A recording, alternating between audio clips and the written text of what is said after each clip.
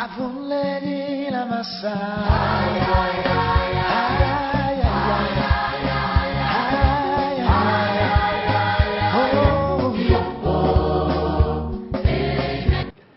Mesdames, Messieurs, bonsoir.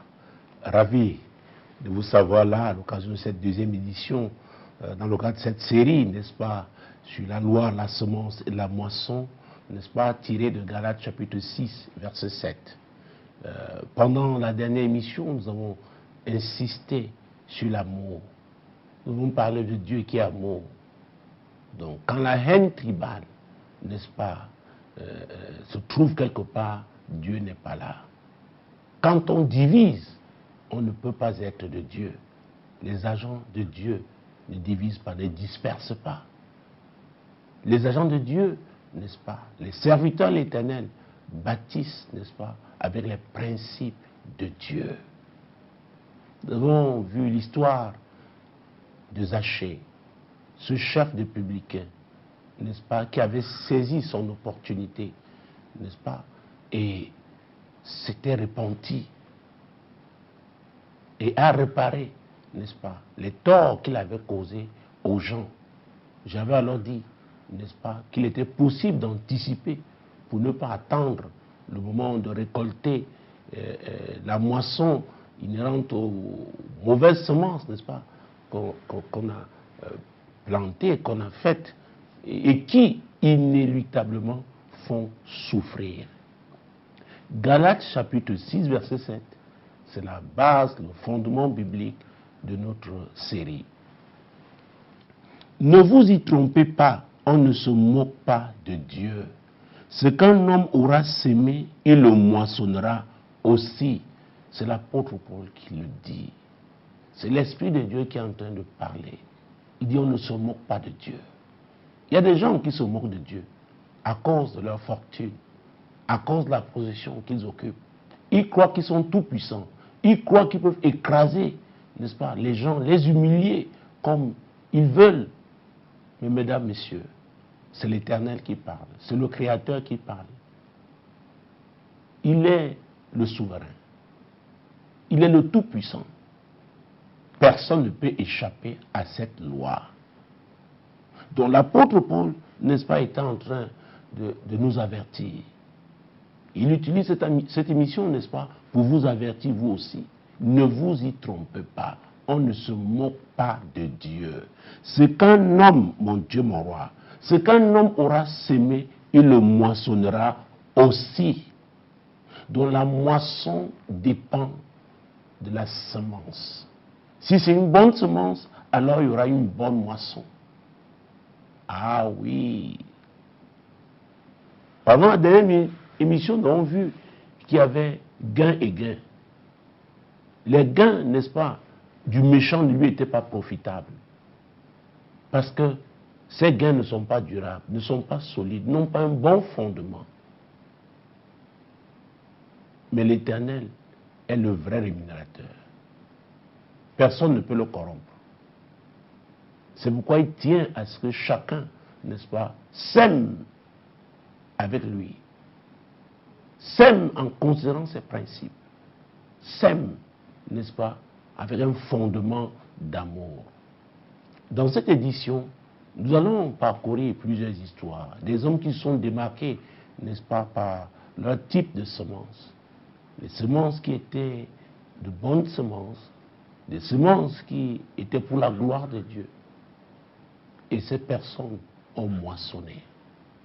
Que ce soit dans l'évangile de Luc, comme c'était avec Zachée la dernière fois, ou dans le livre des Actes des Apôtres, nous verrons que quand l'amour est la base, n'est-ce pas, des actions que les gens mènent, alors ils porteront de bons fruits. Luc chapitre 7. Luc chapitre 7.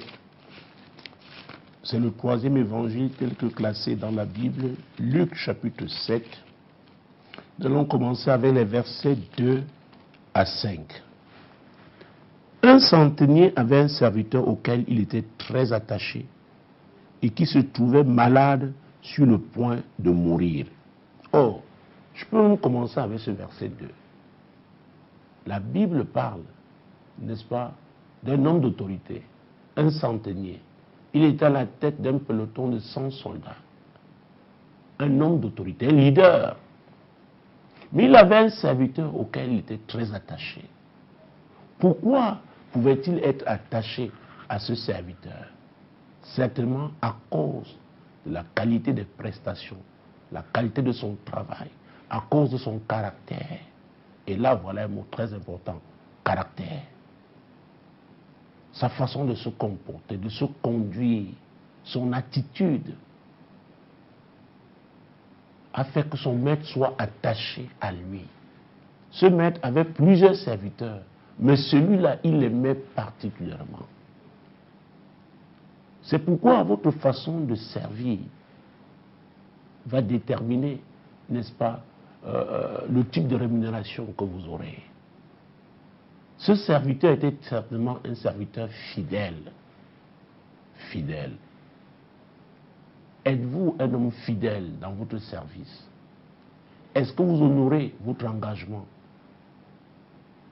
votre serment? Est-ce que vous servez? Ou alors vous êtes un tricheur, un hypocrite? Vous ne servez que pour plaire aux hommes. Mais en réalité, vos intentions, vos motifs sont impurs. Avec ce type de semence, on ne peut pas avoir une bonne moisson. Ce n'est pas possible. Donc, ce maître était attaché à ce serviteur-là parce qu'il servait bien. Il servait avec amour, avec respect, avec dignité. C'est très important, la manière de servir. Les motifs, n'est-ce pas, avec lesquels nous servons. Continuons notre lecture, verset 3. Ayant entendu parler de Jésus, il lui envoie quelques anciens des Juifs pour le prier de venir guérir son serviteur.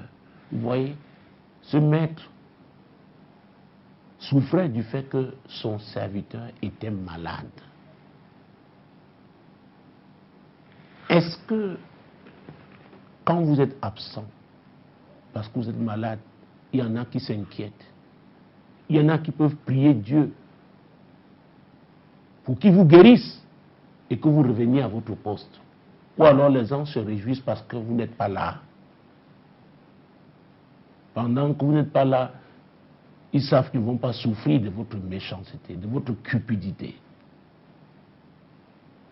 Oh, c'est très important de s'interroger.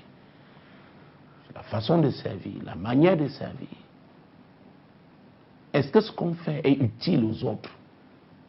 Est-ce qu'on apporte un plus, n'est-ce pas, aux autres, par sa façon de servir? Alors ce centenier, n'est-ce pas, souffrait du fait que son serviteur, le plus aimé, celui qu'il estimait, était malade.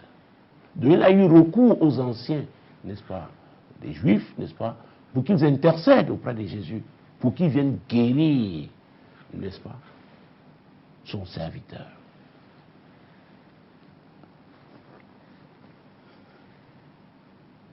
Ils arrivèrent auprès de Jésus et lui adressèrent d'instantes supplications, disant: il mérite que tu lui accordes cela, car il aime notre nation et c'est lui qui a bâti notre synagogue. Oh mon Dieu, mon roi, nous sommes des anciens, nous sommes des hommes d'expérience, nous sommes aussi des leaders. Mais nous avons observé ce Romain. Ce n'était pas un Juif, c'était un Romain. Il était en service, n'est-ce pas, en Israël. Mais il aimait ce peuple. Et son amour était concret. C'est lui qui avait bâti leur synagogue. Oh mon Dieu, mon roi. Il ne le faisait pas, n'est-ce pas, s'attendant à une quelconque reconnaissance humaine. Il le faisait pour l'amour de Dieu. Il mérite que tu lui accordes cela. Oh Jésus, car il aime notre nation. L'amour, l'amour. Dieu est amour. Mesdames, messieurs, croyez-moi, même si vous faites face à l'ingratitude des hommes. Tout ce que vous aurez fait par amour n'est pas perdu. Ne soyez pas amers. Ne cessez pas de faire du bien. Continuez de faire du bien. Vous moissonnerez au temps convenable. Dieu est le juste rémunérateur. Que les méchants ne vous fassent pas changer. Non. Continuez d'aimer les gens. Continuez de les servir. Dieu est fidèle. Il n'est pas un homme pour mentir, ni un fils d'homme pour se repentir. Ce qu'il a dit, il le fera. Donc il rémunère tous ceux-là qui le servent. Tous ceux-là qui l'honorent par la qualité de leur service. Continuons de lecture. Jésus étant allé avec eux, n'était guère éloigné de la maison quand le centenier envoya des amis pour lui dire « Seigneur, ne prends pas tant de peine, car je ne suis pas digne que tu entres sous mon toit. » Vous voyez, Jésus, qui avait du respect pour les leaders, il a, n'est-ce pas, accédé à la demande des anciens et il se rendait chez le centenier. Ce centenier, bien qu'étant élevé en dignité, bien qu'ayant cette position élevée, il était aussi un homme humble. C'est très important, l'humilité. C'est un abaissement volontaire. Et la Bible déclare que Dieu résiste aux orgueilleux, mais il fait grâce aux humbles. Quand on est orgueilleux, on ne peut pas sincèrement et bien servir. Ce n'est pas possible. On ne peut pas. On ne peut pas. Ce centenier était un homme humble. Et il avait du respect pour Jésus, la considération pour lui. Oh mon Dieu. La Bible déclare que la crainte de l'Éternel est le commencement de la sagesse. Il a envoyé des gens pour dire non, non, non, je ne mérite pas, je ne suis pas digne qu'il entre dans ma maison. C'est un saint homme de Dieu. Mais il va ajouter quelque chose de très important. C'est aussi pour cela que je ne me suis pas cru digne d'aller en personne vers toi. Alors Jésus ne croit pas que j'étais méprisé en n'allant pas vers toi. Non, j'ai du respect pour toi. Je ne me sens pas digne d'être proche de toi. Et j'ai l'habitude de faire attention. Et là, je m'adresse aux gens qui travaillent, n'est-ce pas, à côté de hautes personnalités, des personnes élevées en dignité. Ce n'est pas parce que vous êtes proche d'un loin de Dieu, d'un grand homme, que vous devez croire que vous êtes devenu son petit ami. Il faut faire très attention. Il y a toujours une distance, n'est-ce pas, qu'il faut observer. C'est très important. Il dit non, je ne voulais pas me rapprocher comme ça de toi. Je ne suis pas digne. J'ai tenu à garder cette distance. Oui. J'ai du respect pour toi. Mais dis un mot et mon serviteur sera guéri. Je sais que tu as la capacité de dire ce mot, que les paroles qui sortent de ta bouche sont des paroles d'autorité. Ça, je le sais. J'en suis convaincu. Parce que je vois les œuvres que tu, n'est-ce pas, que tu fais, sont les œuvres de Dieu. Je vois l'amour que tu manifestes aux gens. C'est l'amour de Dieu. Et des personnes qui marchent avec l'amour de Dieu, oh, marchent aussi avec l'autorité divine. Donc, dis seulement un mot. Jésus-Christ de Nazareth. Écoutez, l'amour que ce centenier avait pour le peuple d'Israël était une semence. Il le faisait sans savoir. Il manifestait cet amour sans savoir qu'un jour, le meilleur de ses serviteurs serait malade. C'était sa façon de vivre. C'était son modèle de vie. Manifester l'amour. Servir, être utile aux autres. Et ce serviteur-là, lui-même qui était malade, il ne servait pas bien son maître parce qu'il s'attendait, n'est-ce pas, à ce qu'il intervienne à sa faveur le jour où il serait en difficulté. C'était son modèle de vie. c'est pourquoi il faut faire attention. Il ne faut pas avoir, n'est-ce pas, une double vie.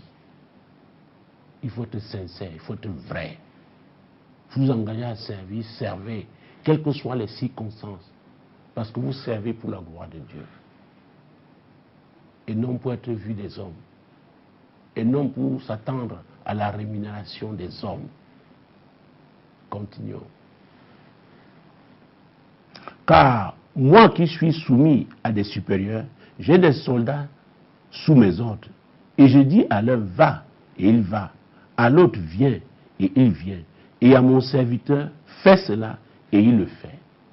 Je suis un homme d'autorité, n'est-ce pas, disait ce centenier. J'ai des autorités au-dessus de moi, et j'en ai en dessous de moi. J'ai la capacité de leur donner des ordres. Ils n'ont pas de choix, n'est-ce pas, que d'obtempérer. Donc toi, tu as une autorité supérieure. Tu as l'autorité sur ce problème, sur cette maladie. Et ce serviteur a sémé. Donc, tu as un canal, n'est-ce pas, pour sa moisson. Moi-même, j'ai sémé. Tu es la personne que Dieu a envoyée pour que j'entre dans ma saison de moisson. Ah oui. Ne vous y trompez pas. On ne se moque pas de Dieu. Ce qu'un homme aura sémé, il le moissonnera aussi. Il y a un temps pour tout. Dans 2 Corinthiens chapitre 6, verset 2, n'est-ce pas, l'apôtre Paul reprenait une prophétie d'Ésaïe. Au temps favorable, j'étais exaucé. Au jour du salut, j'étais secouru. Voici maintenant le temps favorable. Voici le jour du salut. Mesdames et messieurs, il y a des saisons. On sème pendant une saison, on moissonne pendant une autre. Quelle est la qualité de votre semence? Et en semant, vous attendez à quel type de moisson? C'est Dieu qui fait moissonner. C'est lui qui assure à chacun sa moisson. Et cette loi est une loi divine. Et personne ne saurait échapper à ce que Dieu a dit. Peut-être votre méchanceté vous fait gagner, vous fait sourire, vous réjouir. Mais croyez-moi, la Bible déclare mieux vaut la fin d'une chose que son commencement. Posez-vous la question de savoir comment vous allez finir. Votre fin dépend de votre semence. Et c'est pourquoi, si en suivant ce programme, vous réalisez que votre semence jusque-là n'était pas bonne, les actes que vous posiez n'étaient pas bons, vous pouvez anticiper. Exactement comme nous avons vu avec Zachée dans Luc chapitre 19, verset 1 et suivant, vous pouvez anticiper, vous pouvez changer. N'attendez pas votre saison de moisson pour changer quoi que ce soit. C'est une loi. Et voilà, la repentance est une loi aussi. La repentance ouvre les portes, n'est-ce pas, la miséricorde divine. Vous pouvez changer aujourd'hui. Ça dépend de vous. Quelle sera la réaction de Jésus, n'est-ce pas, face à cette déclaration de ce centenier? Lisons. Lorsque Jésus entendit ces paroles, il admira le centenier et se tournant vers la foule qui le suivait, il dit, je vous le dis, même en Israël, je n'ai pas trouvé une aussi grande foi. J'ai été dans les synagogues. J'ai été même au temple de Jérusalem. Mais cet homme m'a impressionné par la révélation qu'il a eue. Il m'a impressionné, n'est-ce pas, par son type de semence. Il m'a impressionné parce qu'il a reconnu son temps de la moisson. Son temps de moisson, il a reconnu. Il a reconnu son temps de moisson. C'est très important. Donc, quand vous semez, vous devez vous attendre à moissonner. C'est une loi. Et quand vous lisez le livre d'Habakkuk au chapitre 2, n'est-ce pas, la Bible déclare que le prophète Habakkuk était à son poste. N'est-ce pas, il était, je sais tout. Et il s'attendait à ce que Dieu devait lui dire. Donc il était en train de servir Dieu. Et Dieu est arrivé.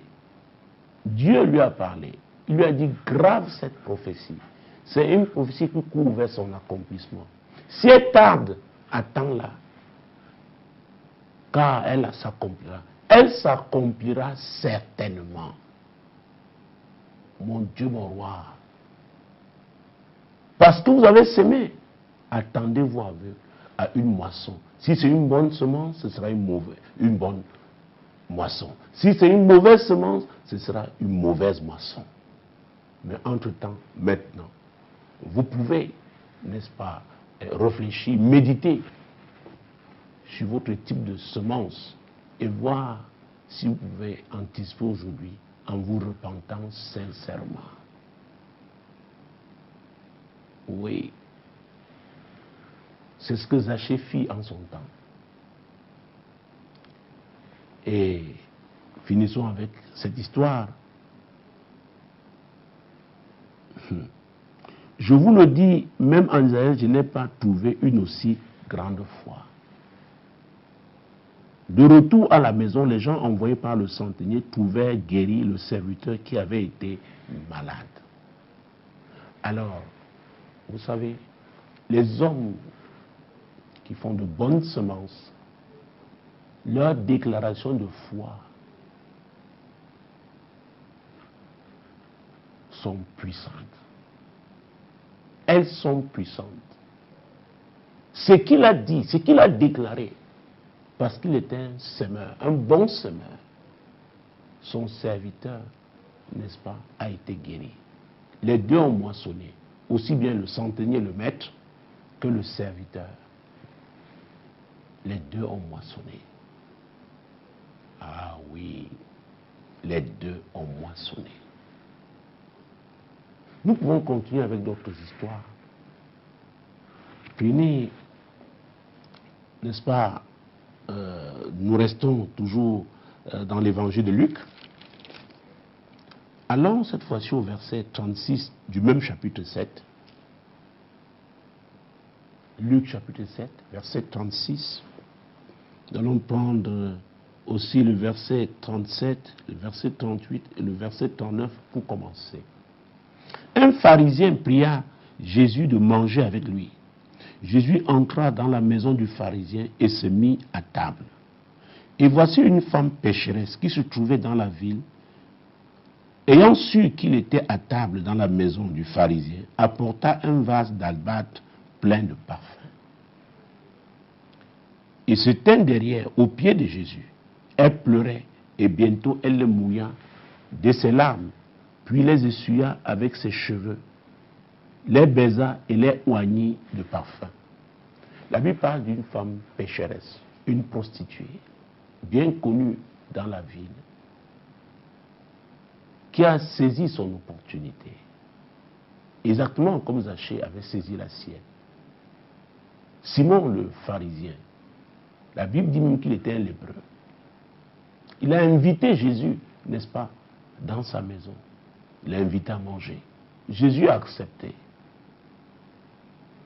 Vous savez, Jésus, la Bible déclare qu'il est le même hier, aujourd'hui, éternellement. Pendant son ministère terrestre, il s'est positionné comme un canal de moisson pour beaucoup de personnes. Et il continue de le faire aujourd'hui, n'est-ce pas, par ses serviteurs, même par ce programme que vous suivez en ce moment. Oui. Il avait dit que ces paroles sont esprit et vie. Donc quand vous écoutez les paroles du Seigneur et que vous ouvrez votre cœur et vous permettez, n'est-ce pas, que ces paroles œuvrent dans votre vie, mesdames, messieurs, vous ouvrez les portes, n'est-ce pas, de la visitation divine. Continuons. Le pharisien qui l'avait invité, voyant cela, dit en lui-même, si cet homme était prophète, il connaîtrait qui et de quelle espèce est la femme qui le touche. Il connaîtrait que c'est une pécheresse. Vous voyez, voilà un leader religieux, rempli de sa religion, mais qui n'avait pas l'amour de Dieu dans son cœur. C'est pourquoi je vous dis, ce n'est pas une affaire de religion. Il ne s'agit pas de réciter les passages publics. Il ne s'agit pas des titres religieux. Beaucoup se battent aujourd'hui pour avoir des titres, devenir diaconesse, diacre, ancienne d'église, ancien, président du conseil paroissial, etc. Il y en a même qui vont dans les écoles de théologie, les écoles bibliques, les instituts bibliques, n'est-ce pas, pour avoir des diplômes, et croyant que ces diplômes-là feront inéluctablement d'eux des pasteurs. Non. Non. Dieu travaille avec le cœur de chacun. Parce que la semence vient du cœur. Les actes que vous posez viennent de votre cœur. Si c'est un cœur qui craint Dieu, alors vous ferez de bonnes semences. Et votre moisson, n'est-ce pas, sera, n'est-ce pas, une bonne moisson. Mais si votre cœur est mauvais, quelle que soit la qualité des paroles, n'est-ce pas, votre éloquence, n'est-ce pas, le masque que vous abordez au moment de moissonner, parce que c'est Dieu qui est le maître de la moisson, vous ne saurez pas avoir une moisson, n'est-ce pas, contraire à votre semence. Il faut le savoir, c'est Dieu qui est le maître de la moisson. Et l'apôtre Paul a dit qu'on ne peut pas le tromper, on ne peut pas se moquer de lui. Il sait tout. Il sait tout. Jésus a dit qu'il n'y a rien de caché qui ne doit être découvert. Donc vous pouvez bien, n'est-ce pas, vous masquer devant les hommes. Ils vous accordent, n'est-ce pas, leur considération, leur respect. Mais Dieu voit votre cœur. Dieu voit votre cœur. Est-ce que vous servez avec amour ou alors vous êtes un hypocrite? Ou alors vous trompez les gens, vous faites semblant. Il y a un temps pour tout. Parce que les hypocrites aussi ont leur temps de moisson. Les malhonnêtes moissonnent aussi. Mais leur moisson fait gémir. Donc, n'attendez pas de gémir au moment de la moisson. Prenez conscience des actes que vous posez aujourd'hui, qui ne sont pas des actes, n'est-ce pas, ayant un fondement divin, des actes, n'est-ce pas, qui viennent d'un cœur d'amour, qui sont des actes de haine, des actes de méchanceté. Vous allez souffrir au moment de la moisson. Alors Simeon était rempli de sa religion. Il ne pouvait même pas discerner ce qui s'était passé dans la vie de cette pécheresse. Il continuait, n'est-ce pas, de la traiter conformément à la vie qu'elle avait toujours menée. Mais cette dernière avait eu la révélation de qui était Jésus. Et elle a suivi Jésus dans la maison de Simon. Mais Simon lui-même, n'est-ce pas, a reçu Jésus comme un leader, avec l'orgueil religieux. Et Jésus va le lui dire. Lisons. Jésus prit la parole et lui dit, Simon, j'ai quelque chose à te dire. Maître, parle, répondit-il. Est-ce qu'il était sincère quand il appelait Jésus maître? Est-ce qu'il a traité comme on traite un maître quand il est reçu dans sa maison? Quand il est reçu chez soi? Non, il a appelé maître. C'était un hypocrite. Et vous savez que Jésus a reproché, n'est-ce pas, plusieurs fois les pharisiens, les scribes, n'est-ce pas? Il a stigmatisé leur hypocrisie. C'est une des caractéristiques principales des religieux. Alors, puisque cette émission tient à sa fin, nous allons courir, donc nous allons sauter plusieurs passages bibliques. Oh mon Dieu, mon roi. Verset 44. Puis se tournant vers la femme, il dit à Simon, vois-tu cette femme? Je suis entré dans ta maison et tu ne m'as point donné d'eau pour laver mes pieds. Mais elle les a mouillés de ses larmes et les a essuyés par ses cheveux. Tu ne m'as point donné de baiser, mais elle, depuis que je suis entré, elle n'a point cessé de me baiser les pieds. Tu n'as point versé d'huile sur ma tête, mais elle a versé du parfum sur mes pieds. Vous voyez. Donc, ce religieux, et j'ai dit que la Bible dit qu'il est un lépreux, qu'il était lépreux. Il était rempli d'orgueil religieux.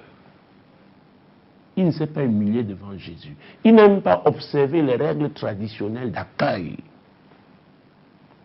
Mais cette prostituée s'est humiliée devant le Seigneur. Et elle va moissonner. Verset 47. C'est pourquoi je te le dis, ses nombreux péchés ont été pardonnés, car elle a beaucoup aimé. Car elle a beaucoup aimé. Nous parlons l'amour. Nous parlons l'amour. Dieu est amour. Jésus a été la manifestation de l'amour de Dieu pour l'humanité. Mais celui à qui on pardonne peu, aime peu. Oh, j'aime le Seigneur quand je pense à tout ce qu'il a pardonné. Parce que dans le passé, j'ai posé des actes qui ne glorifiaient pas Dieu. Mais il m'a pardonné. Il m'a donné l'opportunité d'anticiper. Et il a changé ma vie. Vous devez aussi saisir cette opportunité, madame, messieurs, jeunes gens. Et enfin, il dit à la femme, tes péchés sont pardonnés. Elle moissonne. Elle moissonne. Tes péchés sont pardonnés. Ensuite, ceux qui étaient à table avec lui se mirent à dire en eux-mêmes, qui est celui qui pardonne même les péchés? Vous voyez, les amis de Simon étaient comme lui, orgueilleux. Parce qu'ils appartenaient à la même religion. Ils n'avaient pas eu la révélation de qui était Jésus. Vous savez, il y a un type de révélation que vous ne pouvez pas avoir si vous n'avez pas un cœur rempli d'amour. Si vous n'êtes pas un vrai serviteur, vous ne pourrez pas accéder à un certain niveau de révélation. Et ces révélations-là sont aussi un type de moisson. Ah oui. Verset 50. Mais Jésus dit à la femme, ta foi t'a sauvée, va en paix. Non seulement elle a eu le pardon de ses péchés, elle a été sauvée. Jésus n'avait-il pas dit que servirait-il à un homme de gagner le monde entier s'il doit perdre son âme? Le salut de votre âme est très important. Mais il y a un type de semence, n'est-ce pas, qui ouvre les portes, n'est-ce pas, qui donne accès à cette moisson. J'ai parlé de l'amour, j'ai parlé de l'humilité. Pendant la dernière émission, nous avons parlé de la justice. Que celui qui poursuit la justice, ah oui, là où il y a la justice, il y a la vérité. Jésus est le chemin, la vérité et la vie. Avez-vous la révélation de qui est Jésus? La vie de cette prostituée a changé à cause de la révélation qu'elle a eue du Seigneur.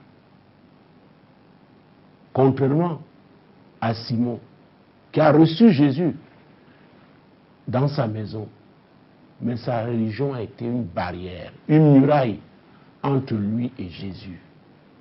Il n'a même pas pu être guéri de sa lèpre. Il n'a pas été sauvé. Il n'a donc pas saisi son opportunité. Mesdames et messieurs, alors que cette émission arrive à sa fin,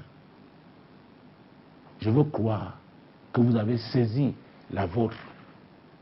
Et ma prière est que le Saint-Esprit vous conduise, n'est-ce pas, dans toute la vérité, à ce que vous, de manière à faire ce qu'il faut, demeurez bénis en regardant Solution TV, la solution chez vous, et en écoutant Radio Solution, la voix du royaume. Shalom.